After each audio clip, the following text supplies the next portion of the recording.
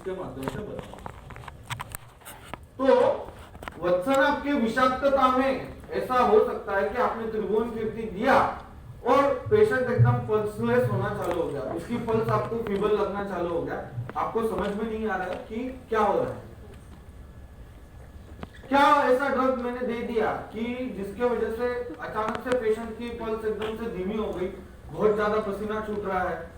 पसीना तो यस आपको ठीक है, ये मालूम है, लेकिन अगर आपको पल्स, क्योंकि फीवर के अंदर यानी ज्वर के अंदर नाड़ी वेट ये हमेशा अबव 100 होता है, ओके। और अचानक से ऐसे आप यू माइट थिंक कि अरे ये तो फीवर कम हो रहा है, इसकी वजह से नाड़ी कम होते जा रही है, बट एक्चुअल कंडीशन ऐसे हो सकती है कि आपको वत्सनाभ की विषाक्तता लक्षण दिखना चालू हो जाए। Patient might land into the मूर्छा अवस्था, बराबर।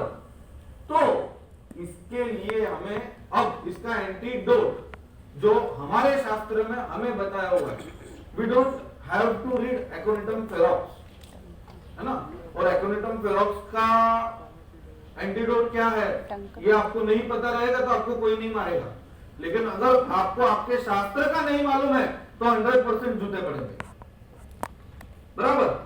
तो इसका एंटीडोट क्या है, एनीवन?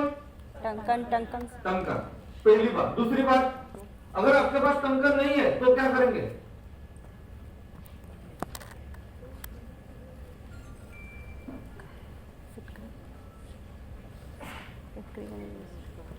शराबे वैसे तो सर बताइए,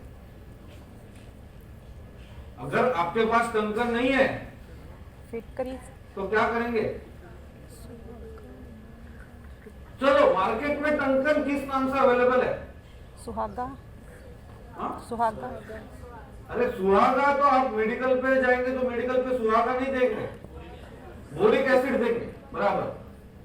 तो ये आपको मालूम होना चाहिए कि हमारे पास में बोरिक एसिड है जो कि वत्सनाभ का एंटीडोट है। अब ये बोरिक एसिड को आपको शुद्ध करके देना है। अगर ऐसे टाइम पे अगर आपको नहीं भी मिल रहा है और आपको जो मिल जाए आप अगर देते हो तो कोई दिक्कत नहीं है, लेकिन इसका शोधन करना विदिन 2 मिनट, जो आज हम आफ्टरनून के सेशन में सीखेंगे, इसका शोधन कैसे किया जाता है, बराबर। तो चलो अभी आपके पास टंकन भी नहीं है, you are in the some place, rural place, जहां पे आपको टंकन मिलना, मेडिकल मिलना, कुछ भी मिलना बहुत मुश्किल है, लेकिन आपको वत्सनाभ की विषाक्तता निकालना है तो आप क्या देंगे? फिट करिए sir, fit ghee, yes, one of the right answer but not particularly. और क्योंकि घृत का जो गुण है it is completely opposite to the विष, तो मैं इसको 100% डिनाई नहीं करूंगा, लेकिन हमें इमरजेंसी से पेशेंट बाहर निकालना है तो उस टाइम पे घी काम नहीं करेगा। क्या करेगा?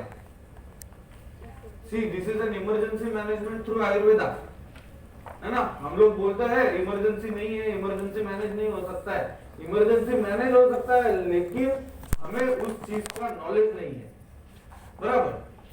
तो क्या आप ऐसे ड्रग देंगे जो रेडीली अवेलेबल है, रूरल प्लेस हो, सिटी हो, कहीं पर भी हो, इट इज एन गोमूत्र, है ना।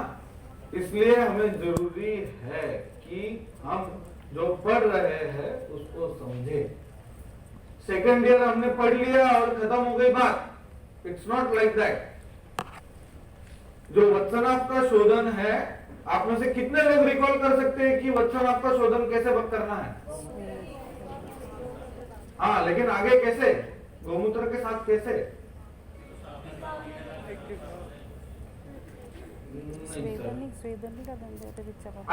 अखंड वत्सनाभ डाल देंगे क्या हम उसके अंदर? वत्सनाभ का शोधन करने के लिए उन्होंने बहुत अच्छा बताया हुआ है कि आपको चणक यानी चना जितने टुकड़े टुकड़े करने हैं, और टुकड़े करने के बाद आपको गोमूत्र के अंदर उसको सोक करने के लिए रख देना है। सुबह आपको सोक करने के लिए रखना है, शाम ढल गया, दिन ढल गया, आपको उसको निकाल लेना है, रात भर उसको सुखाना है, अगले दिन फिर से गोमूत्र में डालना है। ऐसे 7 दिन करना है, आपको गोमूत्र का वत्सनाभ का शोधन हो गया।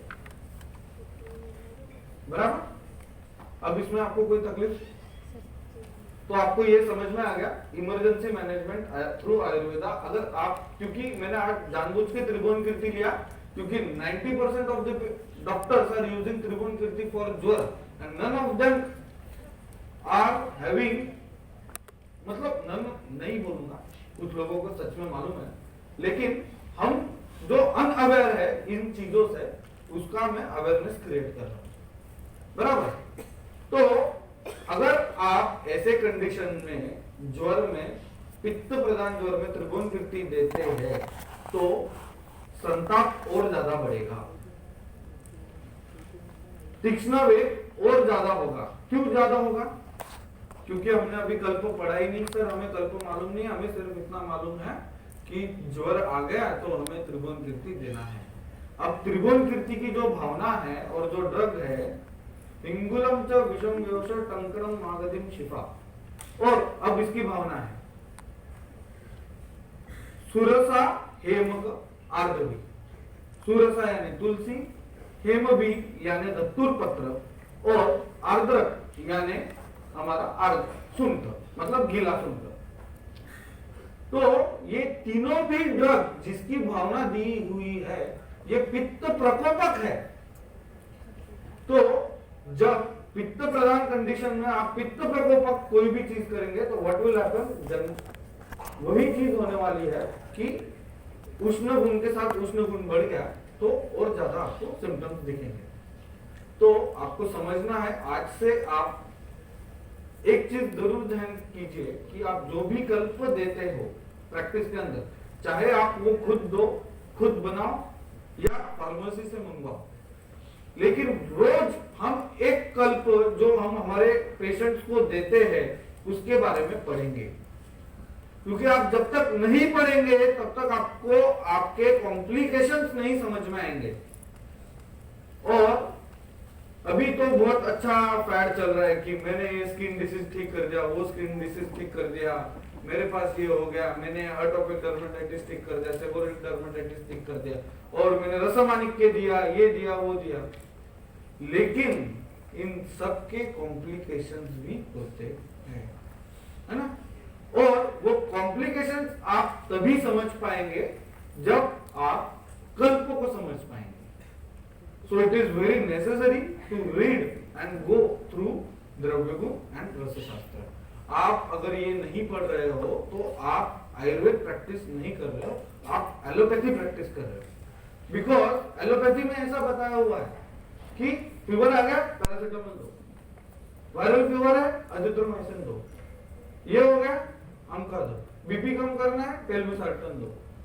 लेकिन हमारे आयुर्वेद शास्त्र में ऐसा कहीं पर भी नहीं लिखा है कि बीपी बढ़ा हुआ है सर्पगंधा दे दो, कहीं पर लिखा हुआ है ऐसा? लेकिन आज हम सब ब्राह्मी, सर्पगंधा, भूतग्नि यानी जटामांसी, ये सब हम बीपी कम करने के लिए ड्रग यूज कर रहे हैं।